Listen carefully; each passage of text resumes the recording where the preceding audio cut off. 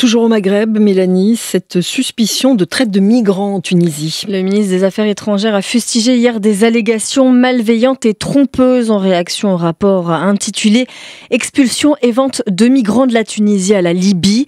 Ce texte présenté par un collectif de chercheurs anonymes devant le Parlement européen, c'était le 4 février dernier, met pour la première fois directement en cause le rôle de l'État tunisien dans les abus commis à l'encontre des migrants subsahariens et dans le trafic d'êtres humains. Les détails, c'est avec Eva Cohen.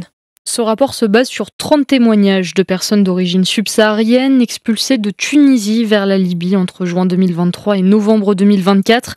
Tous décrivent un cauchemar qui démarre par des rafles dans les champs, dans les maisons, sur les lieux de travail, qui ciblent les personnes en fonction de leur couleur de peau.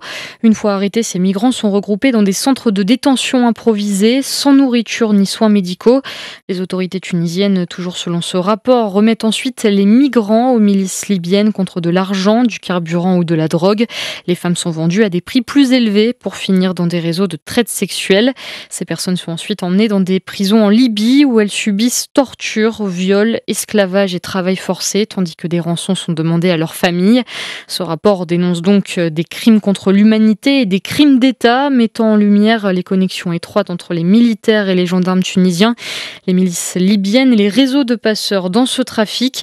Le texte enfin pointe la complicité des gouvernements européens, notamment l'Italie, qui finance depuis des années la militarisation des frontières tunisiennes pour lutter contre l'immigration clandestine. Eva Cohen pour les précisions. Et la Tunisie hier réaffirme donc son attachement aux principes humanitaires et aux droits de l'homme et déclare dans un communiqué rejeter toute forme de discrimination et de haine sur les migrants en situation irrégulière.